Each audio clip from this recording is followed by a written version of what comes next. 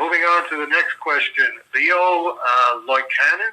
I'm not sure how to pronounce your last name there, Leo, so I hope I'm not mangling that. Leo asks, hello, below is my question.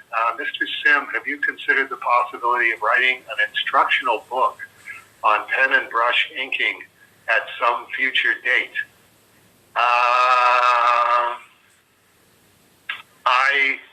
It's as the politicians used to say, I'm glad you asked me that question, because this ties in with, I haven't been participating on a moment of Cerebus as much as I've been,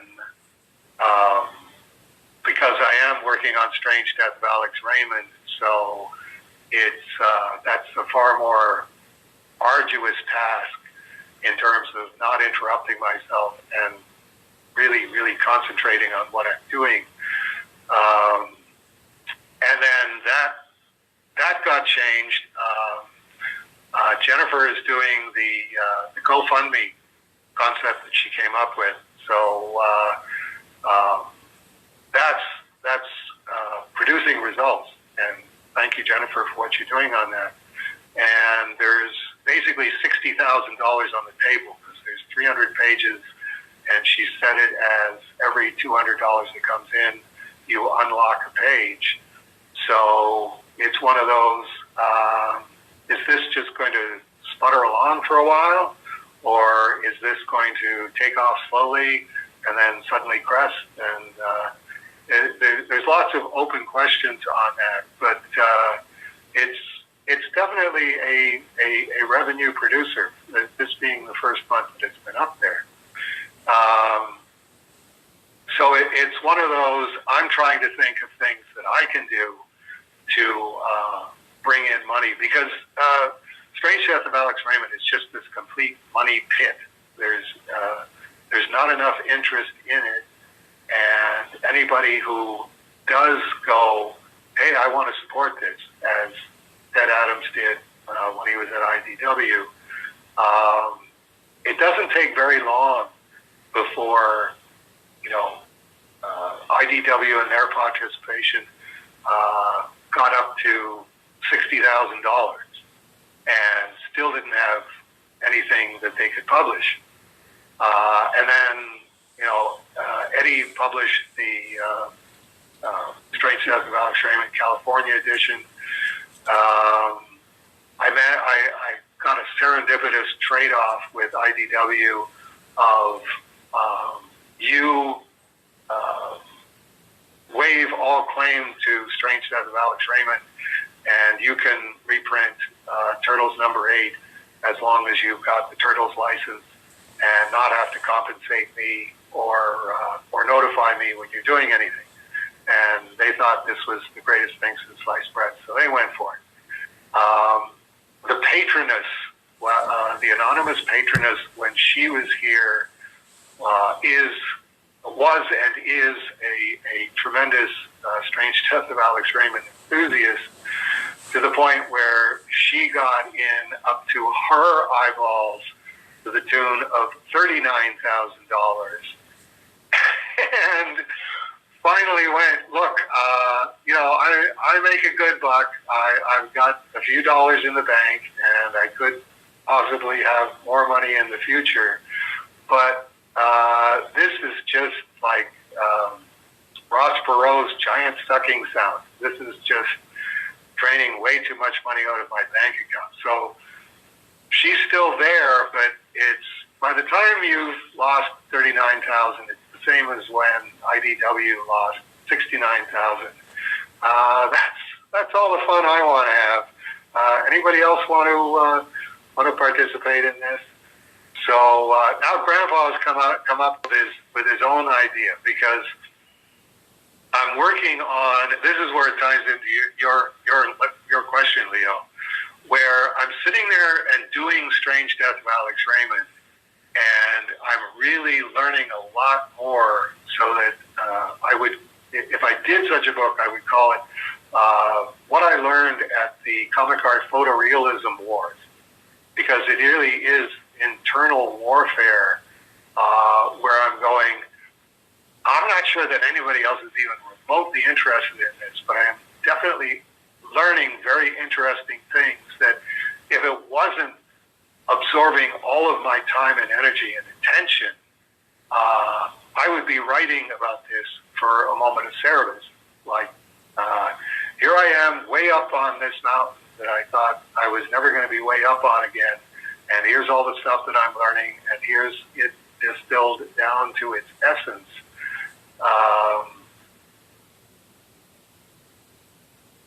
And then going, one of the biggest things that I'm learning is you've got to loosen up, Dave.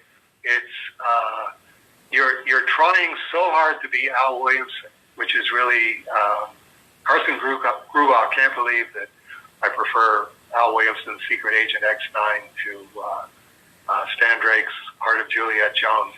Just difference in people, but there's a crispness and a clarity to Williamson's work where that's the guy that I want to be, and I want to be Neil Adams. For the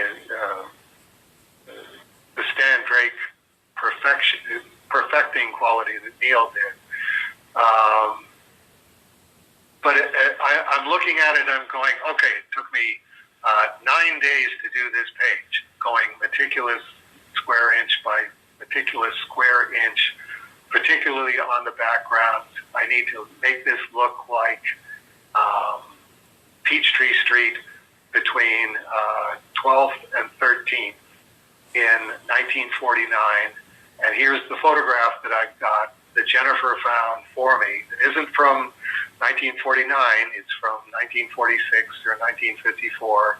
But it's like, this is the stretch of road, and this is with John Marsh looking this way, this is what he would be seeing. So trying to make it look as much like the photograph, also making it look as if it was drawn by Al Williamson, and having to fake as much of it where the detail just isn't there because it's just an old photograph and it wasn't intended for this kind of detail. And it still looks like Dave Sims' art. And it's like, big surprise, Dave, you're Dave Sims. It's going to look like Dave Sims' art. Give it up for Lent. And that's one of the things that I'm learning is, no, my pen lines look like my pen lines. I can do them under the magnifying lamp, and I can use a completely fresh Hunt 102.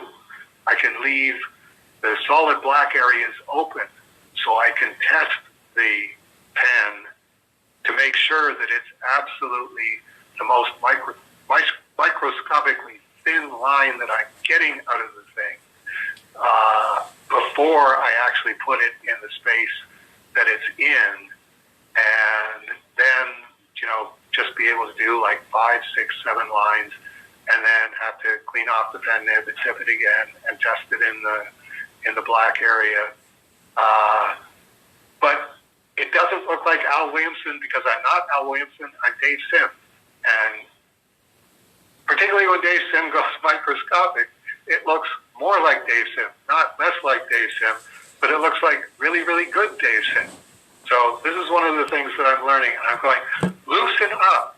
Like, just the same thing that I tried to tell Blair Kitchen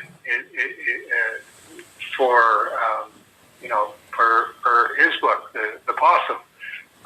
Just be who you are. You know what you're doing. You're Blair Kitchen. Just go in there and let her dangle, and you'll get much better results because spontaneous Blair Kitchen looks better than overworked Blair Kitchen. He was trying to be Sergio Aragonés. So I'm starting to learn that, but it's like, no, I have to do other things that I can loosen up on, where I really don't care what this looks like.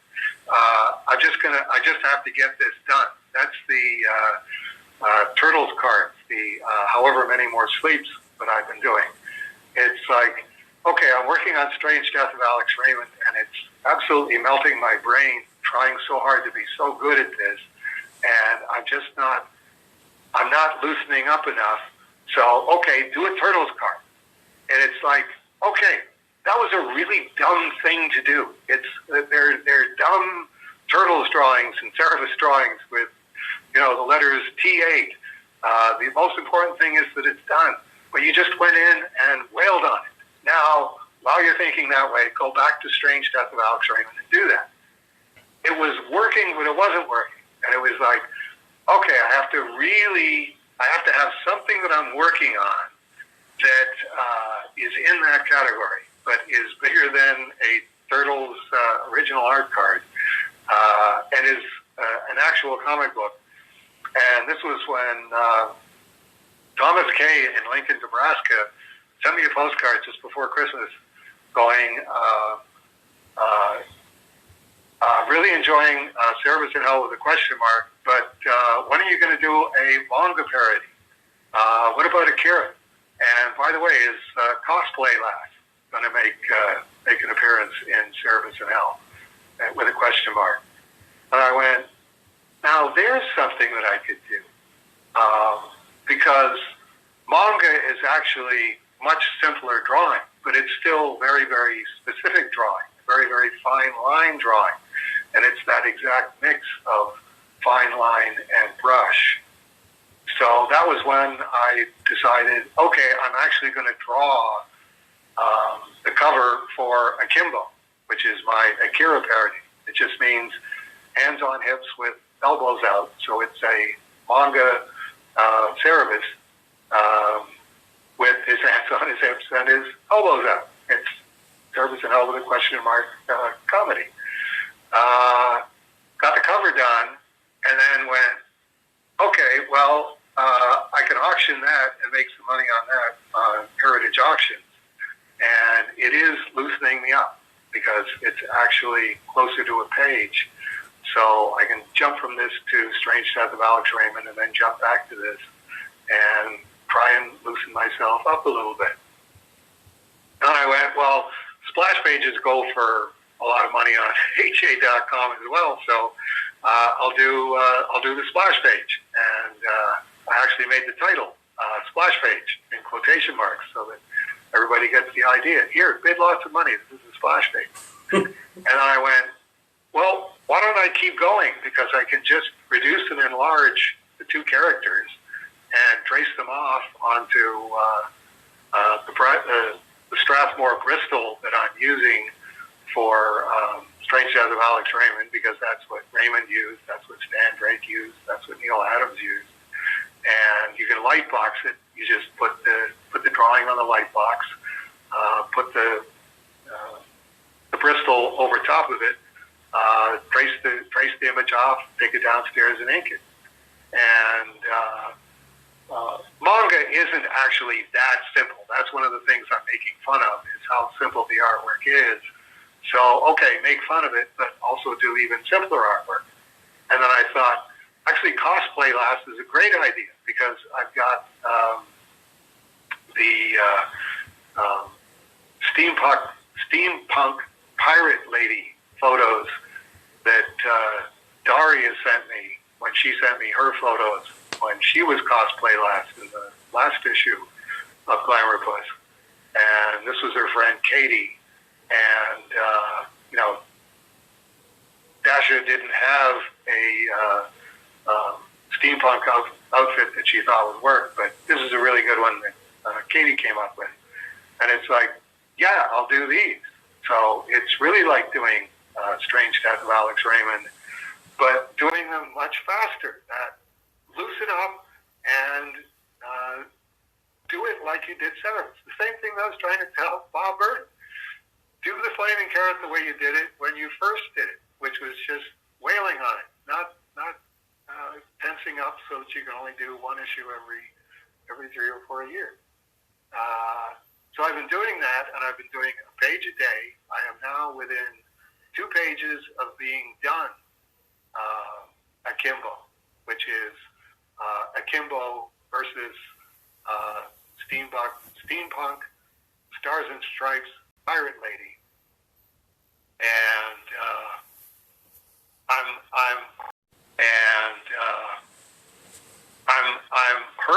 get it done so that it can be in the next Heritage catalog, which is coming out March 8th. This is the only thing that's going to be in the Heritage catalog that hasn't even been drawn yet. Rolly was in today doing the scanning, and he goes, I haven't got pages 11, 12, and 13. That's because I haven't done pages 11, 12, and 13 yet. I'm working on it. But I got page 11 done before I came upstairs to do this. So when I have those done, then I can go back and explain, this is what I learned at the Photorealism Wars by doing Cerebus in Hell with a question mark, Akimbo #1.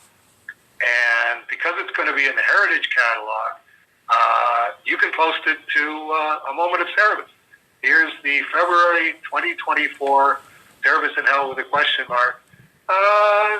No big spoiler alert. It's also going to be auctioned on Heritage Auctions. And if all 24 pages goes for, what do you think? Pick a number. Oh, see, this goes back to something that happened on the Facebook group. Chad Lambert asked, so how does Heritage Auctions work? And my response was, well, how it works for me is they post something I want, I place a bid, some yenta with more money than brains comes along and blows my bid out of the water like the sinking of the Lusitania. I cry myself to sleep, lather, rinse, repeat. That's the Heritage Auctions experience for everybody on the planet except the 1%. So, yeah, go ahead. But, I mean, it's one of those, like, there's a Rip Kirby original from 1951 that, I just got for some reason, Rip Kirby gets pulled in on my Dave Sim /Cerebus auction alert. Every now and then it's Terry and the Pirates, but usually it's Alex Raymond, and I'm like, okay, yeah, and I clicked on it, and the opening bid's $1. I'm like, well, I will once again, because futility is my name. I'll throw a token bid that I know it's not going to win, but if I did win, yay, this would be great. And go through the hassle of logging in, confirming my bid, press the button, and it immediately goes, you've been outbid. And the new bid is $1 more than my highest bid. It's like, well, no, I don't think I'm going to be Wile E. Coyote anymore. I think I'm just going to let this one go off into the void. Diamond Matt Dow strikes again. There's just this ripple of excitement that goes through the casino anytime Diamond Matt Dow comes through the double door. Well, Carson said... Okay, so get back to the question. What do you think, 24 pages of Akimbo #1, half manga parody, and half glamour push? It all depends on what else is in the auction around that time. And, I mean, are you doing it as one lot or 24? One lot. All 24 pages and the cover. I don't know. The last time you did all 20 pages and the cover, it went for like 50 or 60 grand, but that was service #4. Right. I mean, I could see it going for like 10 or more. I mean, it literally boils down to when the yentas with more money than brains show up, if they see a value in this, I mean, definitely put it in the auction that this is the first full comic you've drawn since Glamour Puss 26. Right. I mean, you have done The Strange Death of Alex Raymond, but that sort of kind of doesn't count since it's not finished and it wasn't published as individual issues. Right. Oh, blah, blah, blah. I mean, it's basically, you have to write you got to get them to write the description so that it's, this is the greatest thing since sliced bread, like, and very much reads as a, this is exciting and awesome and you want to throw money at it, and not, trying to sell ice to Eskimos. Right.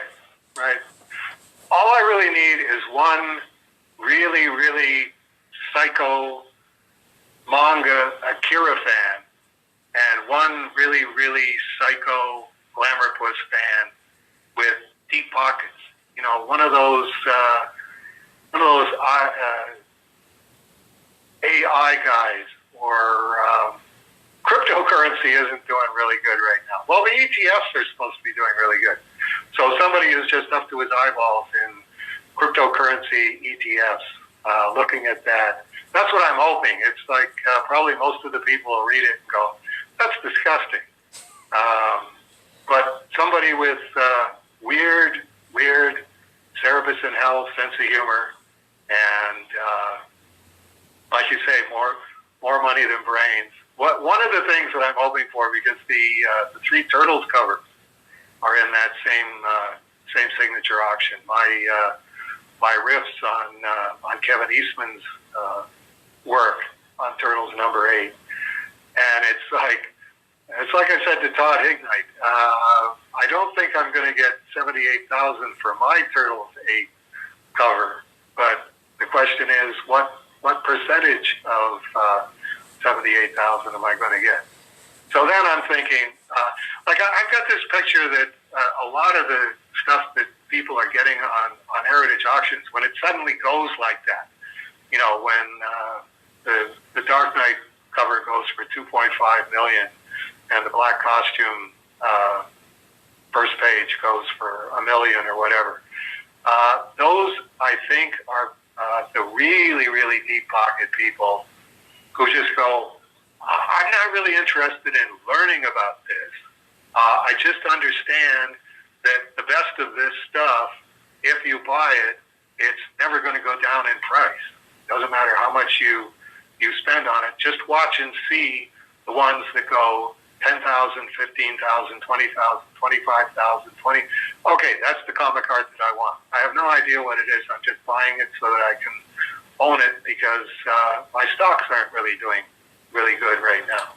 So I'm kind of hoping that that's what happened with Kevin's Turtles 8 cover. I'm hoping that happens with my Turtles 8 cover and my other two Turtles covers, and then they go, wait a minute, this guy with the Kimbo #1, this is the same guy? Okay, we're off to the races again.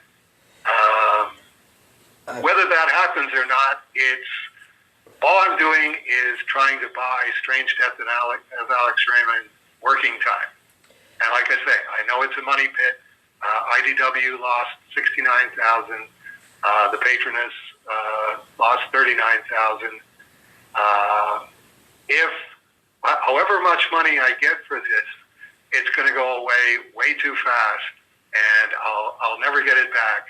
But I can use it as seed money for at least getting, you know, another 20, 25 meters or so up my particular Mount Everest, and looking forward to documenting that on A Moment of Cerebus.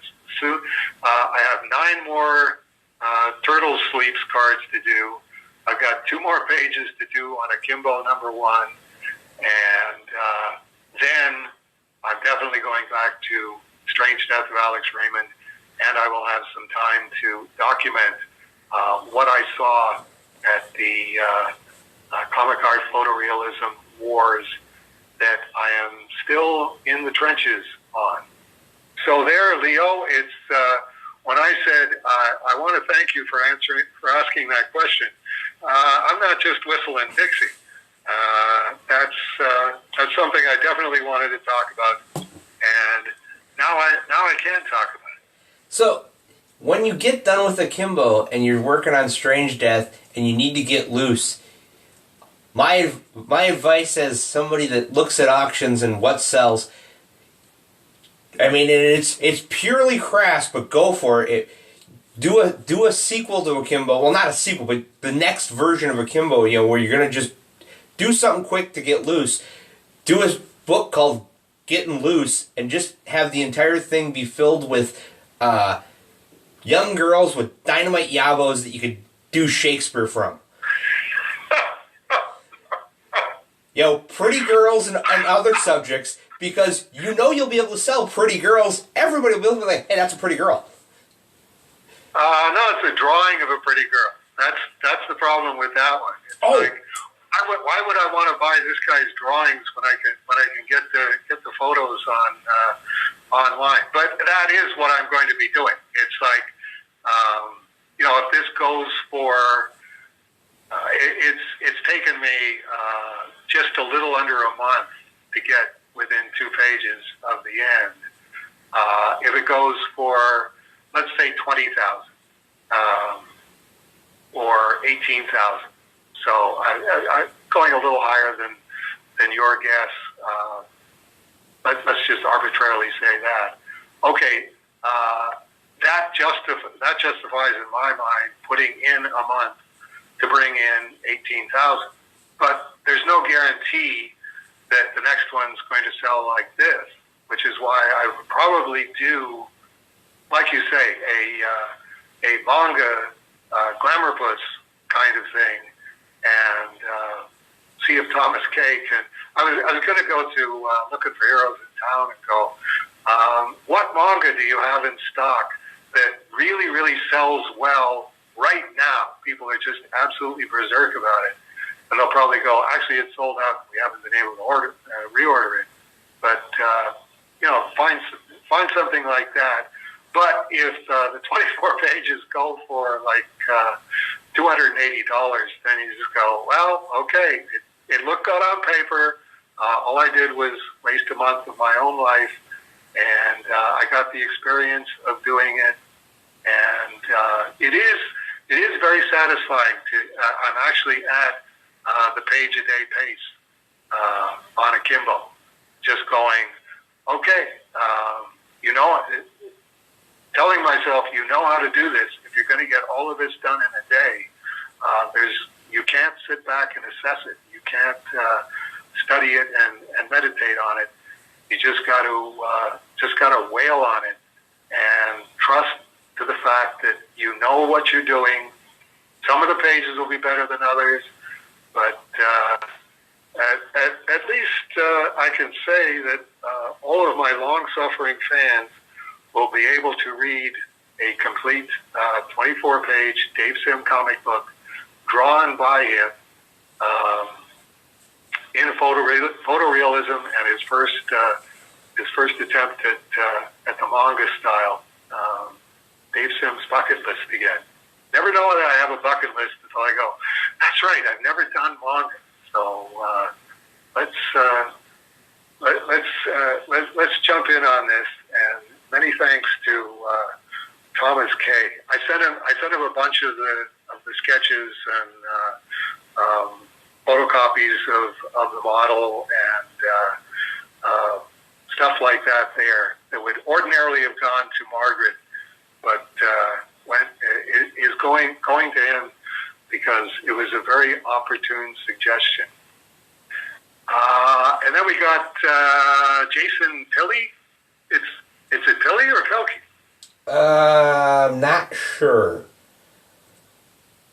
I think it's Jason Pilkey, but it says Pilley, so it might be a different guy. Hey, did you guys know there was a sci-fi novel? Well, we know he's not a SF fan because they don't call it sci-fi. They take umbrage at sci-fi. Novel published in 1953 called Pirates of Cerebus. I did not know that. I'm just reading Ryan Hughes' collection of old SF.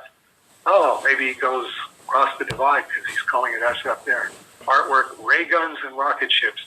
And there it is on page 381. A note adds that it is, quote, perhaps the worst SF novel ever published, unquote. You'd probably get into a shouting match with a bunch of SF fans about which one that is, but that's interesting. Maybe we should find out if there's a copy of the novel, and I could do a cover for it. Pirates of Cerebus. I looked it up after I got the email. I'll send Raleigh the cover. Just because I can fax it, but it'll be black and white and grayscale and all the yadas. but apparently I forget the name of the author, but the author name it's a house author. It's one of those. This author has 3 different books written by 3 different people, and they've identified 2 of them, including this one. The third one, they're still not sure who wrote it. But I found a bookstore that had a copy, but it was sold out type thing. But they had the description, and multiple sources have called this the worst science fiction novel ever written. Like, just delirious. I'm trying to remember the description. It was something like delirious lack of at the time scientific understanding. This person wasn't even caught up for 1953. Yeah. Excellent. And I'm going, because I'm like, well, can I find a copy of this? And it's like, there's a copy that was selling in England for like £50, and I'm like, yeah, that's an exchange rate thing where I'm gonna get the American price and be, my jaw's gonna hit the floor. It's funny, but it's not that funny. Right. I mean that's Plan 9 from outer space to the nth degree. Maybe that's the sequel to Akimbo. It's Pirates of Cerebus, where it's Cerebus as a pirate and a bunch of sci-fi girls. Well, we'll come up with something. But okay. But he's totally, the Jack Sparrow 18th century pirate, because that'd be really funny. Like, he thinks it's pirates, and they're like, no, it's not pirates. Well, it was interesting because I was just coming to the end of Akimbo, and that's when I got your Disney Cruises postcard with all of the Disney characters dressed up as pirates. Well, that's actually the second postcard. There's another one coming that I don't think you're going to get till your birthday. Oh, okay. I mailed it at the beginning of December, but I mailed it from the Bahamas. I sent the one the one that you got. I also sent to Brian West, and then when I was in the Bahamas, I sent postcards from Wisconsin. They're Wisconsin things from the Bahamas, and on the back it says pretty much the opposite of what the one you have says. Right. And it was great because I'm on the boat and I brought some postcards that I already had, and then I bought a bunch of them, and I'm filling out the postcards, and they're really small, but I'm being really funny. And then I go to buy stamps, and the stamps are huge, and I'm like, well, I can't put the stamp where the stamp goes because it's going to cover the writing of what I wrote. The question... Oh, you couldn't make that up.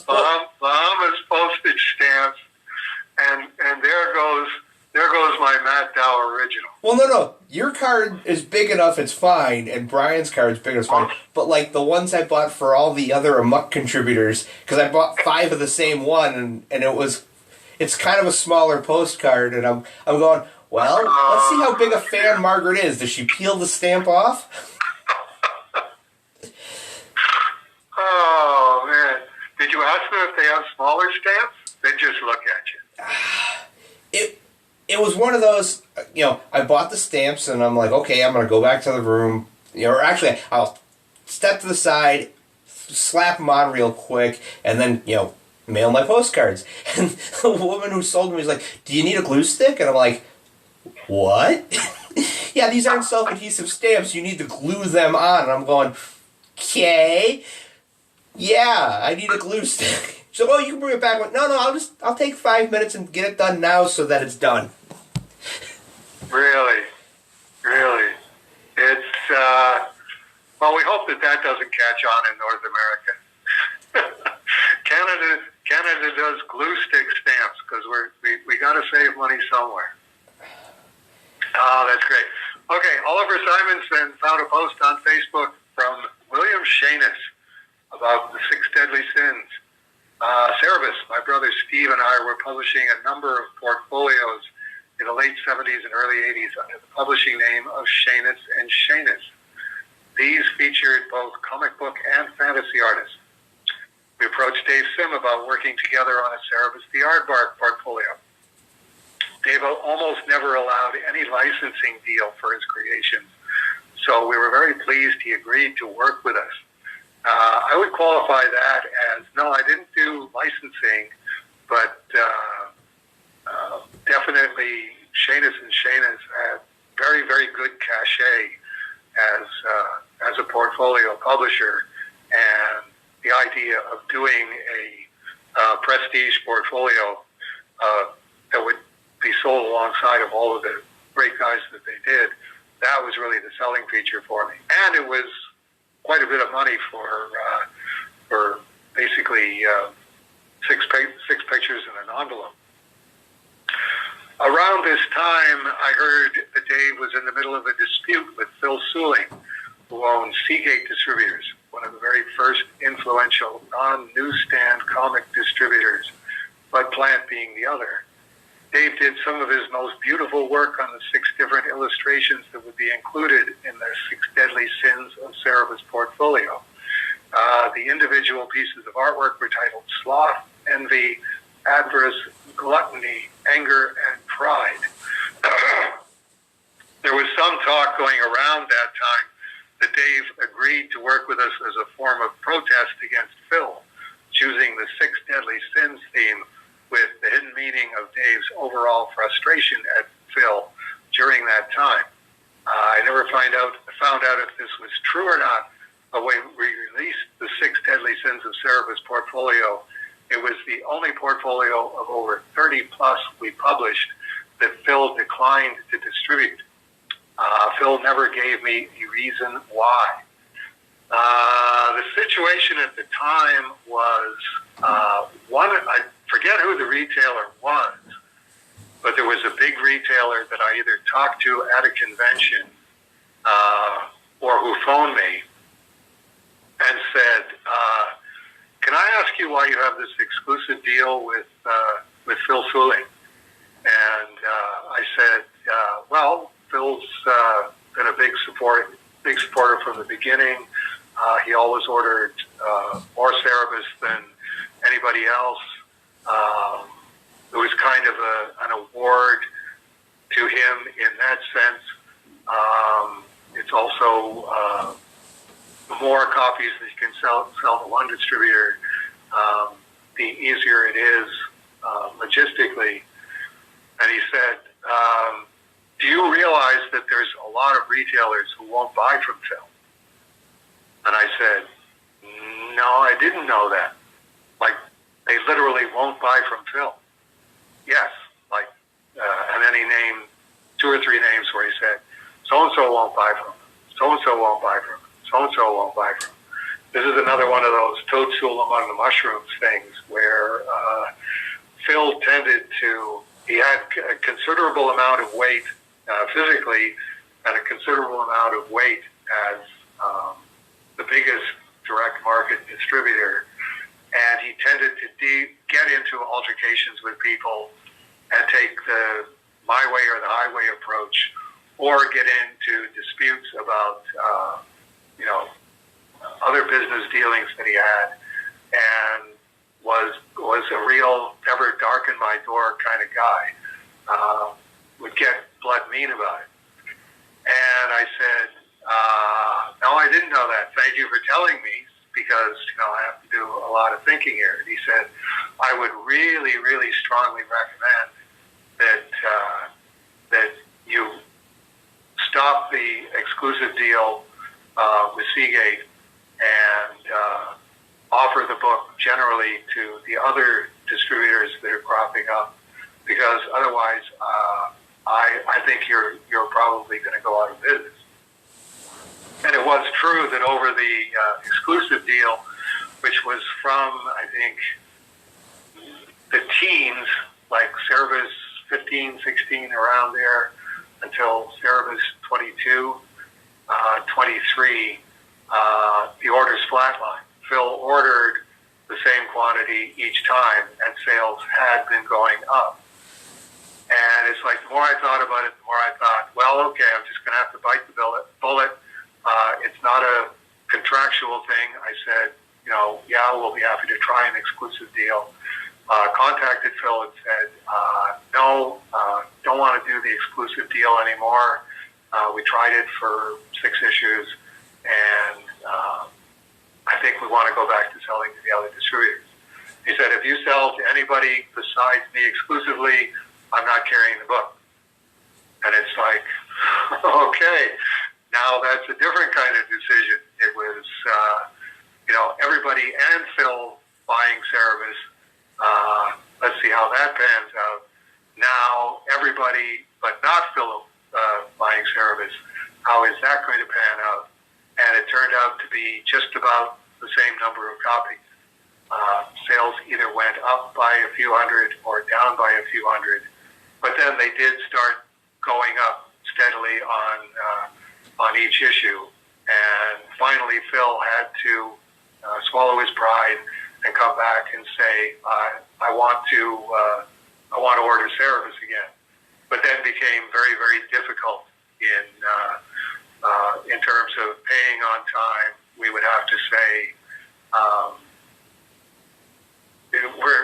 we can't send you books because you haven't paid for last month's book. It's 30 days, 30-day terms.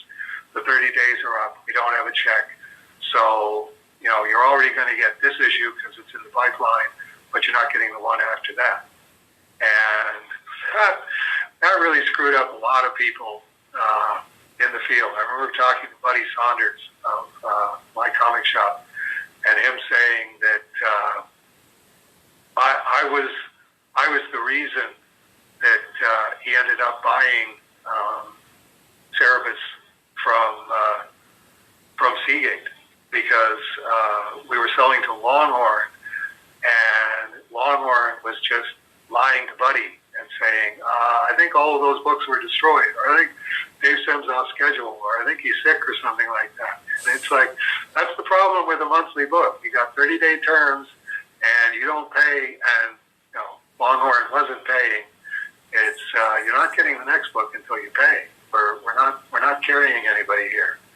So that was when that happened to a lot of distributors. Like I say, it happened to Seagate distributors. We dealt with Johnny Levis, not Phil, at the end, because he could swallow his pride, but he wasn't going to deal with us personally. But it was like pulling teeth to get the money. In the comments, Craig Johnson said, given Phil Suling ran Seagate, Dave chose anger over wrath and avarice over greed, and ordered the 6 sins in that particular order. Initial letters spelling out C-gap. If not deliberate on Dave's part, then surely this is an example of comics metaphysics at play. Copyrighted trademark Dave Sim. I sure didn't do it intentionally, Craig, and major brownie points for you for winnowing that out of the facts on the table. That's I'm going to have to develop comic art metaphysics no prizes or something. We'll print envelopes that say comic metaphysics no prize, and send them to anybody who comes up with an example of Dave Sim's comic art metaphysics that Dave Sim didn't know about. And then John Glisman then posted the note from the president from issue 107 and said, Bill Shanis became an executive in Diamond Comic Distributors.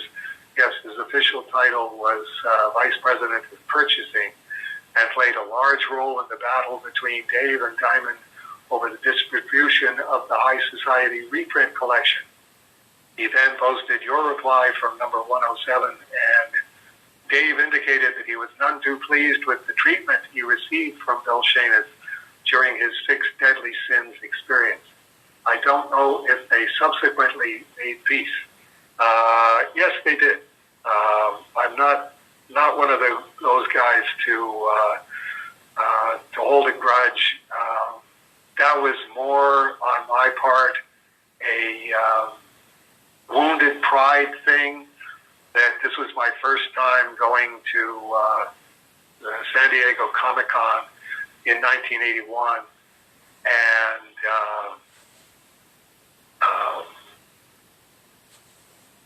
the Shanis brothers were supposed to ship the first pages for the first plates for me to sign and number, and then I'd ship them back, and then they'd put the portfolios together. And they went, well, we got kind of busy with other stuff, so we're not going to have it done in time to ship it up there. Is it okay if we just pick you up at the airport and bring you to the hotel and you can sign them here? And it's like, well, this is partly a comic book convention, partly Dave's vacation. Yeah, I'm not really happy about this, but yeah, we'll do that. And it was kind of, you know, I felt like a famous comic book creator at that point. You know, one of the guys who's you know, up in the pantheon, so that he's being selected by Shanus and Shanus. And then, no, they brought me to the hotel room, and that was the first time that I signed 1,750 things in one session.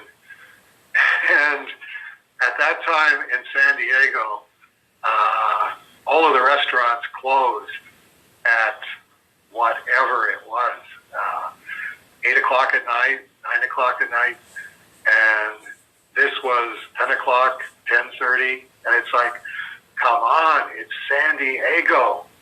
Some place has got to be open that we can eat. And there was like a Denny's open, which was kind of appropriate. But it was like the most grisly sort of Denny's food. But at that point, I was willing to eat anything.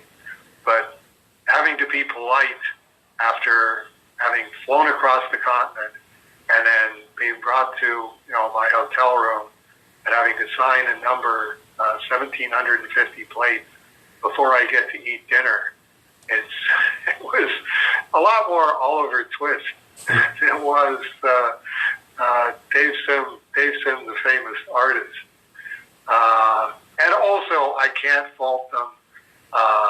You know, it would have been nice if they were more enthusiastic about the Six Deadly Sins portfolio. Wow, this is so impressive. Like, we've got all the plates here, and the cover came out great.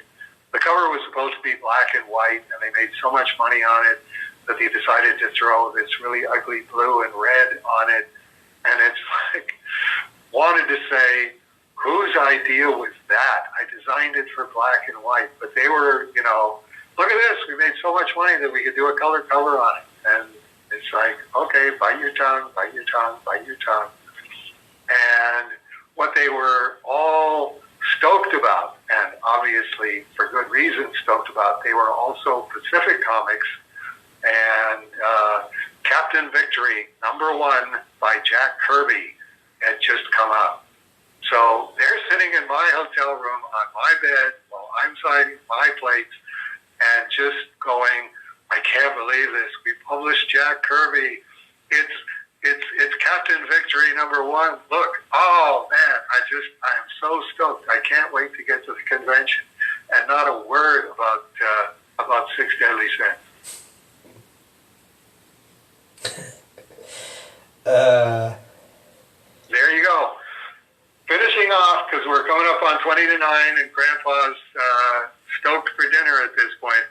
Daryl Cook, as I'm only just now trying my hand at reading Spawn, I didn't know our favorite aardvark made a cameo as a doll in issue 5.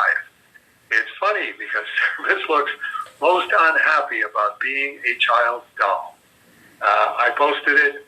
I fixed it, you wrote. Cerebus hates this PR crap. And definitely goes with the facial expression. It was one of those, I posted the original image from a month ago or 2 months ago and went, you know, it's missing this, and then I'm like, there, I fixed it. That's it. We'll see if Todd's going to do a reprinting of issue 5 up ahead somewhere, and see if he's okay with putting your thought balloon in there. Okay, thank you as always, Matt, for the Please Hold for Dave Sim experience. It's one of those, I was at work today getting kind of tired, and I'm like, oh man, I just want to go home and relax. I'm like, wait a minute, Dave's calling tonight. Ah, that's going to be fun. It's I actually chugged down a good chunk of a bottle of Diet Coke because it's like, okay, I'm also working Cerebus hours because I'm doing a page a day on Akimbo. Page a day doesn't really go with Please Hold with Dave Sim. I'm finding out, but we're through another one. And next time, it's your turn for a Jeff Seiler story. I gotta find my note where I wrote down like 3 or 4 ideas of things about Jeff that I remembered. Have a good night, Matt. You too, Dave. See you next month. Bye-bye.